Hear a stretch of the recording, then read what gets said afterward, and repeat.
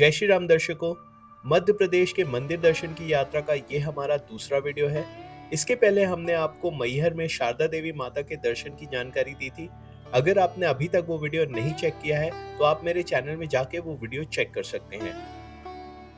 मैहर में शारदा देवी माता के दर्शन के दूसरे दिन हम निकल पड़े ओंकारेश्वर ममलेश्वर ज्योतिर्लिंग के दर्शन के लिए। दो महत्वपूर्ण जानकारी जो मैं आप दर्शकों को देना चाहता हूँ, उसमें पहला ये कि भले ही ओंकारेश्वर और ममलेश्वर एक ही शहर में नर्मदा नदी के दो विपरीत किनारों पर स्थित है, पर उन्हें एक ही ज्योतिर्लिंग माना जाता है। और दूसरी जानकारी ये है कि अन्य शहरों से ट्रेन के माध्यम से ओंकारेश्वर स्टेशन की सीधी सुविधा वर्तमान में ओंकारेश्वर स्टेशन के नवीनीकरण के कारण उपलब्ध नहीं है। ओंकारेश्वर स्टेशन का नवीनीकरण का काम संभव है कि इस वर्ष पूरा हो जाए, मगर अभी अगर आप ट्रेन के माध्यम से अपने शहर से ओंकारेश्वर ज्योतिर्लिंग या ममलेश्वर ज्योतिर्लिंग के दर्शन के लिए आना चाहते हैं तो आपको खांडवा रेलवे स्टेशन उतरना पड़ेगा और यहाँ से आपको 2 से 3 घंटे लगेंगे मंधाता शहर पहुंचने में, जहां ये दोनों ज्योतिर्लिंग स्थित है।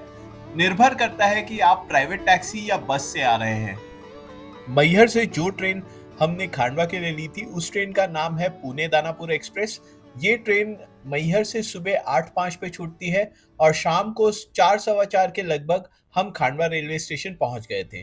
हमने होटल वालों से संपर्क करके एक प्राइवेट कार पहले ही बुक कर ली थी, जिसका किराया हमें खांडवा रेलवे स्टेशन से होटल तक का पड़ा 2500 रुपए।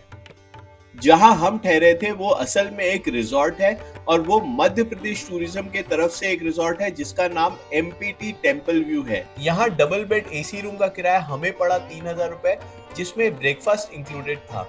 इस रिजॉर्ट की कुछ विशेषताओं के बारे में मैं आपको बताना चाहता हूँ। पहला ये कि ये रिजॉर्ट मंदिर से बहुत ही पास है, तो अगर आप पैदल जाना चाहते हैं तो यहाँ बगल में ही एक शॉर्टकट का रास्ता है, जहाँ से आप पैदल 10 मिनट में नर्मदा नदी के ब्रिज तक पहुँच जाएंगे। पर अगर आप किसी बुजुर्ग के साथ मंदिर दर्शन के लिए निकले हैं तो ये रास्ता ना ही लें, क्योंकि ये ढलान भरा रास्ता है और उन्हें कठिनाइयां आ सकती हैं। दूसरा ये कि अगर आप ऑटो से जाना चाहते हैं तो यहाँ पे ऑटो की सुविधा भी रिजॉर्ट के अंदर कंपाउंड से उपलब्ध है और वो ऑटो आपको ओंकारेश्वर मंदिर, फिर ममलेश्वर मंदिर और वापस रिजॉर्ट लेके आ जाएगी, जिसका किराया हमें पड़ा मात्र 500 रुपए। तीसरा ये कि हमने जो रूम बुक किया था वहां से हमें मंदिर के दर्शन हो रहे थे। एक और बात जो मुझे इस रिजॉर्ट की अच्छी लगी वो ये है कि अगर आप एक बड़े ग्रुप के साथ आ रहे हैं तो यहाँ 6 बेड के साथ 2 वॉशरूम वाले रूम भी अवेलेबल है और जिसका किराया 4 से 4500 के लगभग पड़ेगा। रिजॉर्ट से ऑटो बुक करके हम ओंकारेश्वर मंदिर में ज्योतिर्लिंग के दर्शन के लिए निकले। यहाँ आपको मैं एक बात बताना चाहता हूँ कि अगर आपके साथ कोई बुजुर्ग सदस्य है तो ब्रिज शुरू होने से पहले ही आपको व्हीलचेयर की सुविधा उपलब्ध हो जाएगी।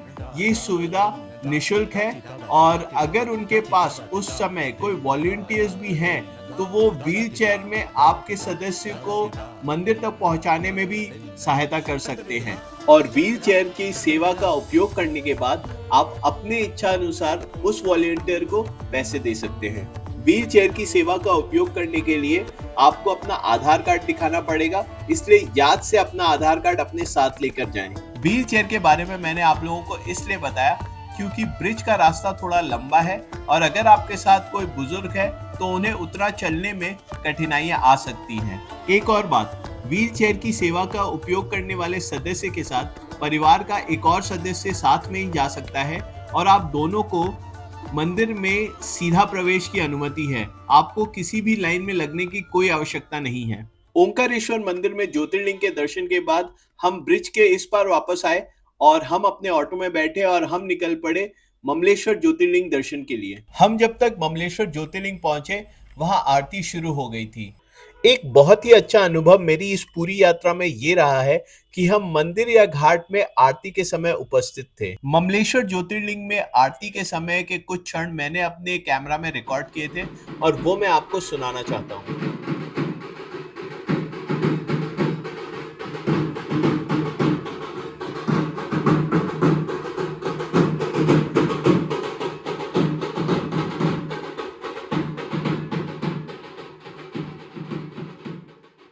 आरती खत्म होते ही हम मंदिर के अंदर गए और हमने श्री ममलेश्वर ज्योतिर्लिंग के दर्शन किए।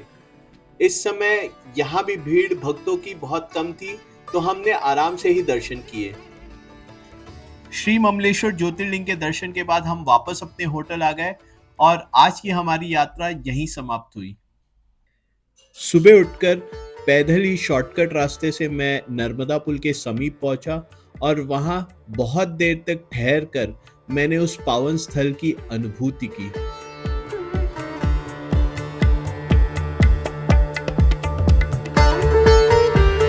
रिजॉर्ट लौटकर हम निकल पड़े अपने अगले पावन स्थल की यात्रा के लिए। ये पावन स्थल है उज्जैन का श्री महाकालेश्वर ज्योतिर्लिंग। इस यात्रा की जानकारी हम आपको अपने अगले वीडियो में देंगे और ये वीडियो मैं यहीं समाप्त करता हूं। तब तक के लिए बने रहिए हमारे साथ। मिलते हैं अपनी अगली वीडियो में। आपकी अगली यात्रा कुशल मंगल हो। जय श्री राम और हर हर महादेव दर्शकों।